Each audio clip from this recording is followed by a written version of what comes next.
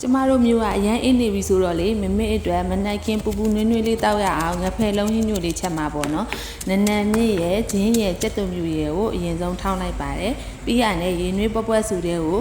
ထောင်းထားလေးထည့်ရပေါ့နော်ပြီးတော့ကျမလေးငပိကိုလက်သေးခွန်လောက်ပဲငပိလေးနည်းနည်းလေးပဲထည့်လိုက်တယ်ထည့်ပြီးတော့အဖုံးလေးအုပ်ထားတာပေါ့နော်ဒီလိုဝမ်းဝက်နဲ့ပွက်ပြီးဆိုတာနဲ့ငဖယ်လုံးစုံလုံးလေးတွေကိုထည့်လိုက်ပါတယ်ထည့်ပြီးအဖုံးလေးခဏပြန်အုပ်ထားပါမယ်ပြီးရနဲ့ကျွန်မကြက်သားမုန့်လေးတောင်နည်းနည်းပဲထည့်လိုက်တယ်နော်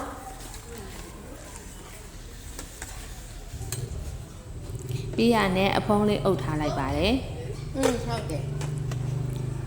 ကဲအရေးကြပြီဆိုလို့ရှိရင်ရပါပြီเนาะဒီအဖြူတယ်လေးတိုင်းပဲကျွန်မလုပ်ပြီးတော့တောက်ခန့်နီးမှာဒီကျွန်မအမေအတွက်เนาะမျက်နှာတစ်ပေးရနဲ့ကျွန်မကနန်းနန်းပင်နဲ့ကြက်သွန်မင်းလေးထည့်တဲ့ငြုပ်ကောင်းမုန့်လေးထည့်ပြီးမနက်ခင်းစောစီပူပူနွေးနွေးလေးတိုက်လိုက်တာဖြစ်ပါတယ်